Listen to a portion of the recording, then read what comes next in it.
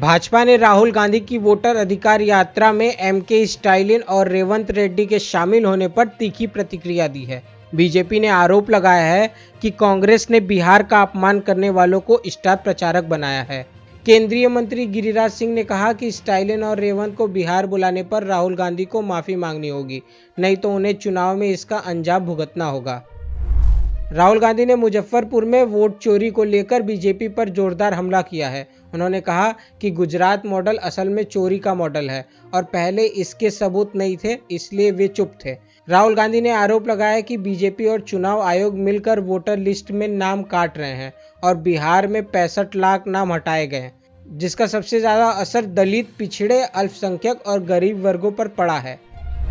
आप नेता मनीष सिसोदिया ने बीजेपी पर तीखा हमला किया है। उन्होंने कहा कि जब भी प्रधानमंत्री मोदी या गृह मंत्री अमित शाह से कोई सवाल होता है तो ईडी आकर उनके खिलाफ छापा मारती है। इसका मकसद विपक्ष को दबाना और सवाल उठाने वालों को डराना है। यह आरोप बीजेपी सरकार की आलोचना और राजनीतिक दबाव का हिस्सा माना जा रहा है।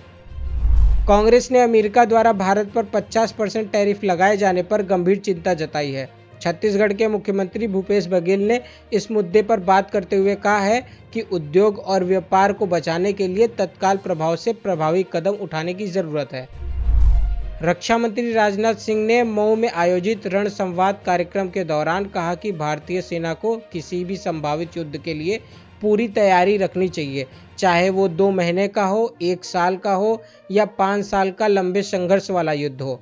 उन्होंने बताया कि भविष्य में युद्ध केवल हथियारों की ताकत पर निर्भर नहीं रहेंगे, बल्कि टेक्नोलॉजी, इंटेलिजेंस, आर्थिक और कूटनीतिक ताकतों की भी अहम भूमिका होगी।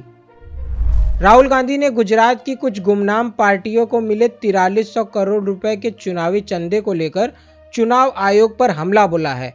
उन्होंने चुनाव आयोग से सवाल किया है कि क्या आयोग इस मामले की जांच करेगा या फिर एफिडेविट मांगेगा।